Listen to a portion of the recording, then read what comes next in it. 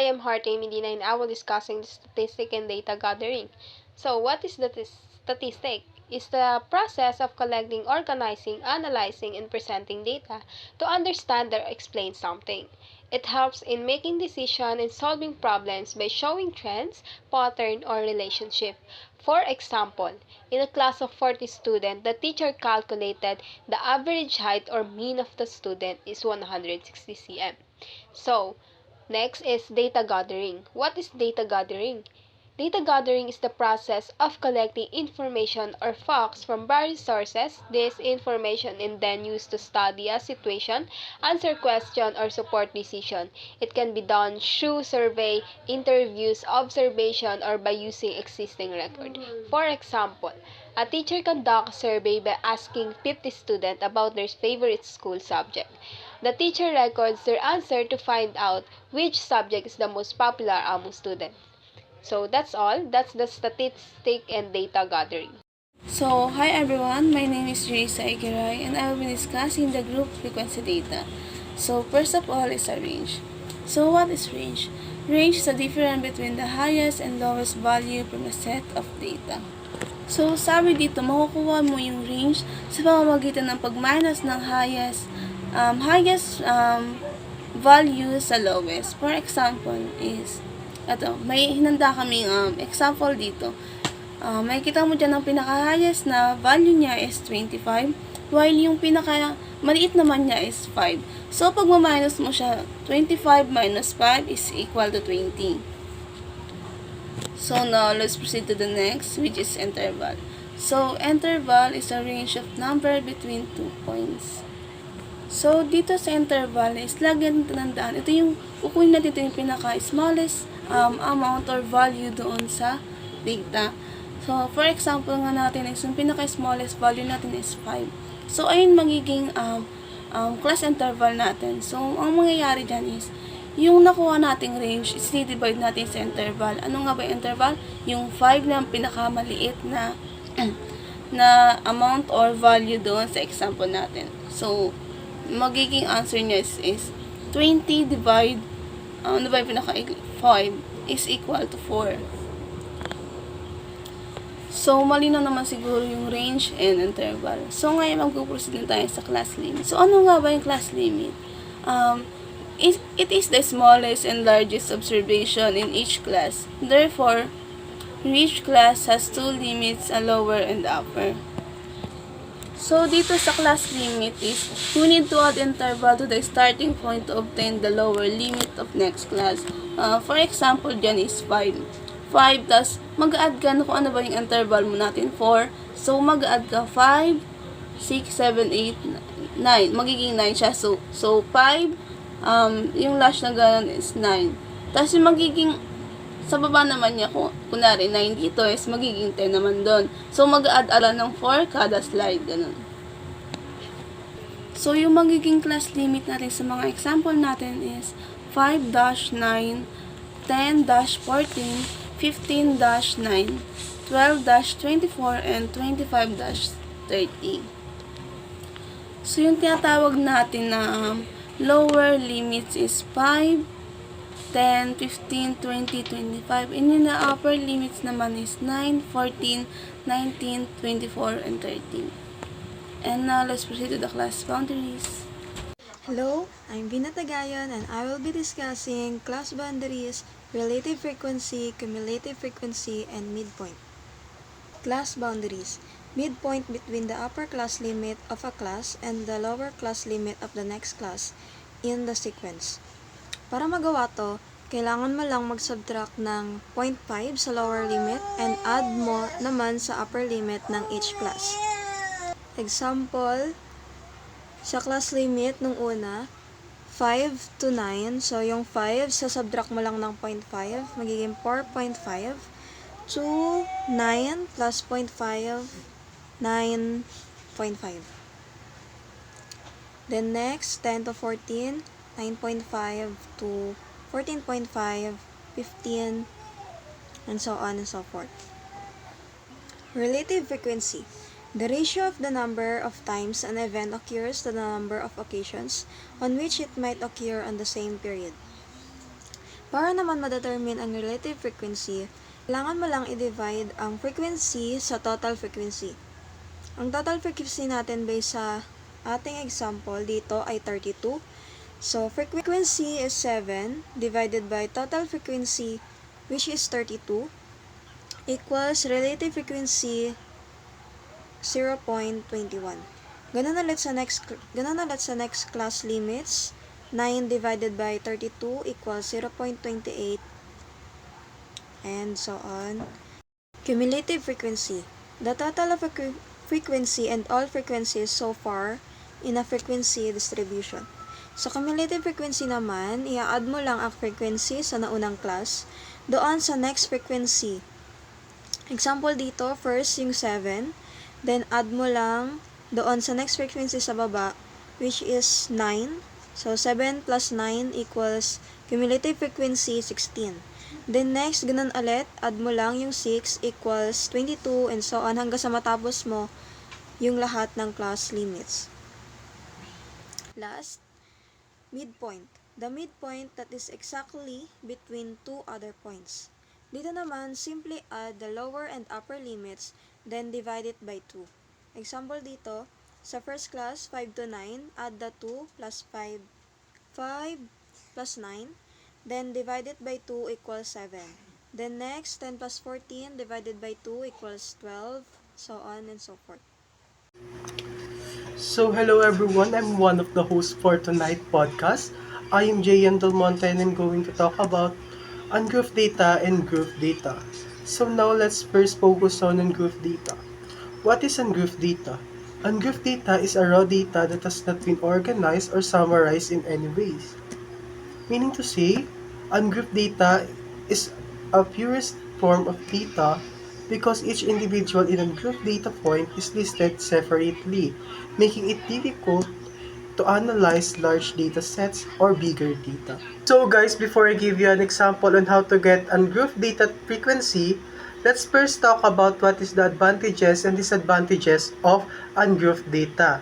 So first, let's talk about the advantages. Number 1, it preserves all the information because ungrouped data retains all the original data of the data or detail of the data. Number 2, it allows for more precise calculation because calculation based on ungrouped data are more precise than those based on grouped data. Next, what are the disadvantages of ungrouped data? Number 1, it is difficult to analyze. Why? Because large amount of ungrouped data can be difficult to analyze and interpret. Number 2, takes up more space because ungrouped data takes up more space to store and display. Number 3, less efficient for comparison. Why? Because comparing different groups of data can be more challenging when data is ungrouped. So that's all the advantages and disadvantages of ungrouped data. So now let's proceed to the example of ungrouped data frequency on how to get it. For example, we want to analyze the math marks of 15 students in BSBA FM 1102. First thing we have to do is to collect the data of math marks of 15 students from FM 1102. So after collecting the data, those data are the initial data that we have collected is known as raw data or ungrouped data. Why? Because this data is in the purest form and we haven't done anything on this data or we didn't even group them or put them together. So now, let's see the frequency distribution of this ungrouped data. The frequency distribution of this ungrouped data would look like this. As you can see, there are the marks, the tally, and frequency. So, let's start from the lowest to highest. So, what are the marks nga ba? Ano nga ba yung mga scores ng student sa FM 1102? So, first, meron tayong 8, 18, 21, 22, 26, 30, 32, 42, 43, 45, 49, and 50. So to get the frequency, we need to analyze how many students got 8 or 18. So, how many students got 8? So, based on the data, there's only one student who got 8. So, the frequency of 8 is 1. Second is 18. How many students got score of 18? There's 2 students who got the score of 18. So, next is the 21. How many students who got 21? There's only one student who got there's 1. Next is 22. So, you have to follow that procedure until you finish analyzing those marks. Then after analyzing those marks, as you can see, we have all the frequency of students based on their scores on math examination. So the total frequency in each score is 1, 2, 1, 1, 1, 2, 1, 1, 1, 1, 1, 2. A total of 15 students. So, meaning to say, nakuha na natin yung frequency distribution of ungrouped data. So, dito sa ungrouped data, it is very suitable if we have small amount of data. But in real life, we have to analyze a bigger data or a larger data. So, if you have a bigger or larger data, it is not advisable to use the ungrouped frequency data distribution because it can cost so much time for you before you came up with So now let's define group data. What is group data? Group data, on the other hand, is data that has been organized into categories or group based on shared characteristic. This makes it easier to analyze trends, patterns, and relationship within the data. So now let's talk about the advantages and disadvantages of group data. So first, what are the advantages of group data? Number 1, it's easier to understand and interpret data because group data makes it easier to see trends, patterns, and relationships in data unlike the ungrouped data. Number 2, saves times and space. Grouping data reduces the amount of space needed to store and display unlike the ungrouped data. Number 3, allow for better comparisons because it's easier to compare different groups of data when they are grouped, unlike the ungrouped data. So what are the disadvantages of group data? Number 1, loss of detail. Because grouping data can lead to a loss of detail about individual data points. Number 2, potential for bias. The way data is grouped can influence the conclusions drawn from it. Number 3, less precise calculation. Why? Because calculation based on group data are less precise than those based on ungrouped data.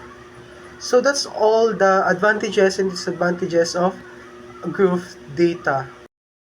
So now let's proceed to the example of group data. So ang data na gagamitin natin sa group data is yung scores pa rin ng student sa kanilang mathematics examination. So, dahil nga given na yung data natin, gagawa na tayo ng group. So, magkakaroon tayo ng 5 group.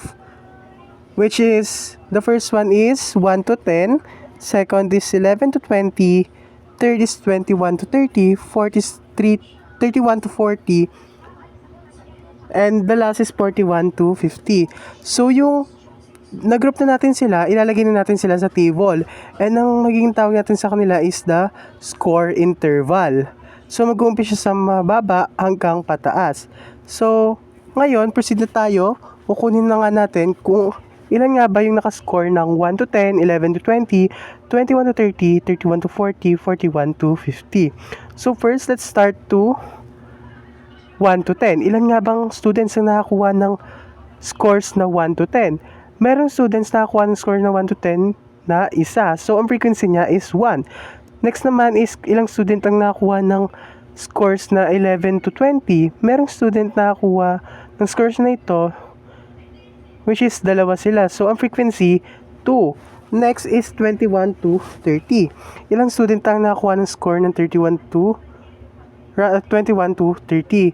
Meron tayong 3 student na nakakuha ng 21 to 30. Next one is yung 31 to 40. Meron students na nakakuha ng ganung score, which is tatlo rin sila. So, ang frequency niya is 3. Last is yung 41 to 50. Sa 41 to 50, merong 6 na student na nakakuha nito, kaya ang frequency niya is 6. So, each interval, nakuha na natin yung kanilang frequency, which is yung 1, 2, 3, 3, and 6. So, a total of 15 frequency. So, sa group data, napakadaling malaman kung ilang student ka ba ang naka-score ng 1 to 20, 30 to 50. Unlike sa ungroup data, kasi nga masyado siyang specific. Pag hiningi sa'yo na, okay, ilan nakakuha ng 1 to 20, hindi mo agad siya masasagot kasi nga, isa-isayin mo pa, bibilangin mo pa siya. Unlike sa group data na makikita mo kagad kasi nga, naka-groupings na sila.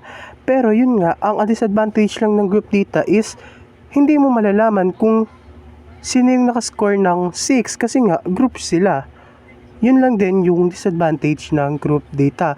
So, I suggest na kapag gagamit ka ng group data is sa pang mabilisan lang or kinakailangan mo lang alamin is yung mga nakascore ng 1 to 10, 11 to 20. Hindi yung specific score nila na, for example, 5, 6, 7, 8, 9, 10. Yun lang naman yung about sa example ng group data. Hi everyone, I'm Chris, and now we're gonna talk about the 3 important measure of central tendency: the mean, median, and the mode.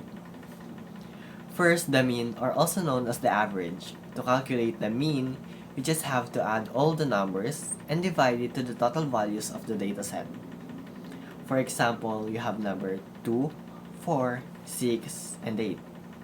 If you add them all, you'll get 20. And you just have to divide it to 4. And it comes up to 5. So, the 5 is the mean. That's it. Next up is a median. Median is the center value of the data set, or the middle. If you had even number of values of data set, you just had to add the 2 central or middle numbers and divide it to the 2. If you had the odd number of values, you just pick the center or the middle. For example, you have numbers 2, 4, 6, 8, and 10. The 6 is the median. And the third one is the mode.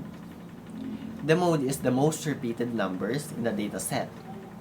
For example, the numbers are 2, 2, 3, 4, 4, 4, and 5.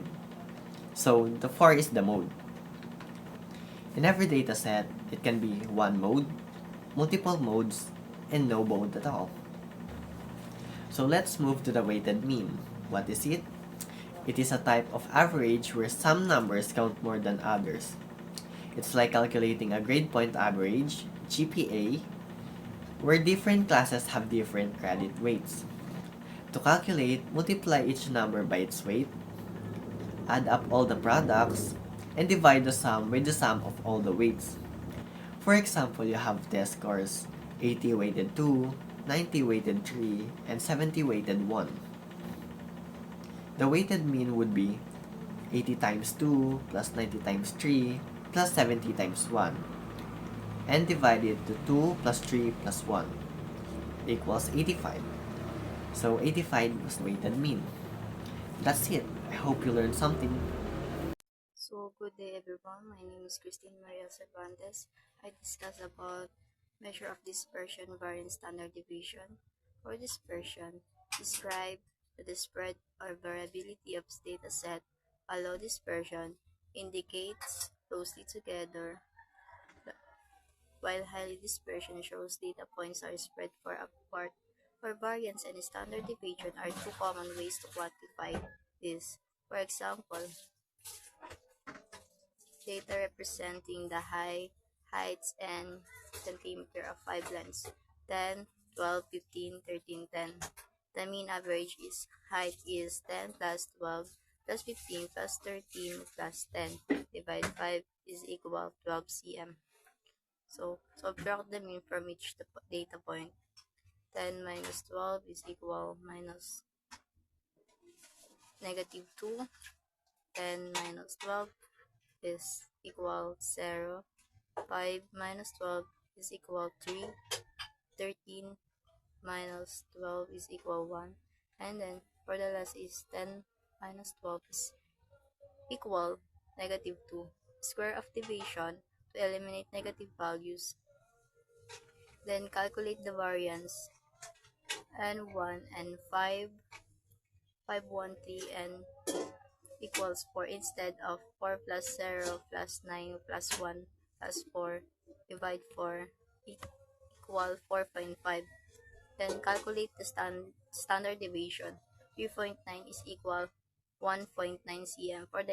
For the sample standard deviation, 4.5 is equal 2 cm. Population variance is 3.6 cm.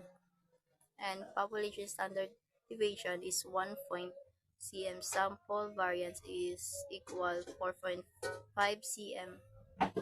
Then measure of dispersion describe the speed or variability of dataset.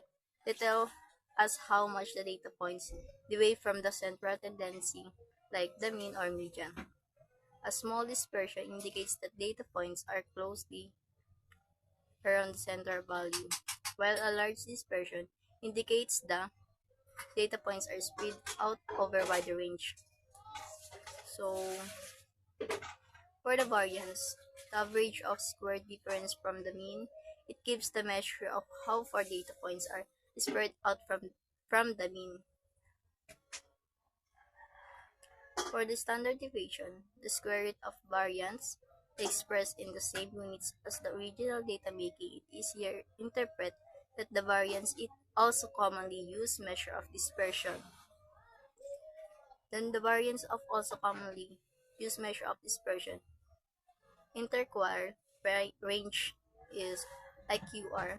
The difference between the third of quartile is 75 percentile and the first quartile is 25 percentile of the data. It less sensitive of the data, it less sensitive of outliers and the range. So guys, ayun po yung mga example niya kung ano nga ba ang meaning ng variance and standard deviation. Good evening, everyone. I'm Angel A. Almarinas. And now, what is data presentation? Data presentation involves transforming raw data into a clear, concise, and easily understandable format to facilitate communication and analysis.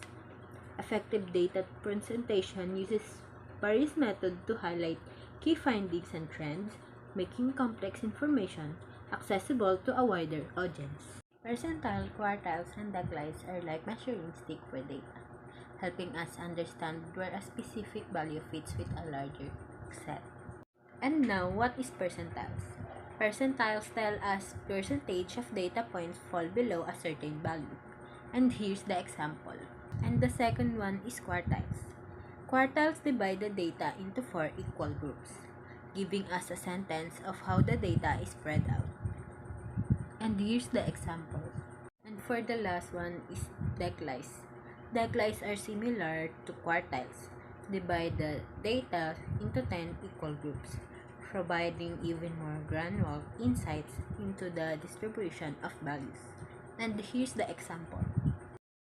This is our podcast presentation. I hope you learned something.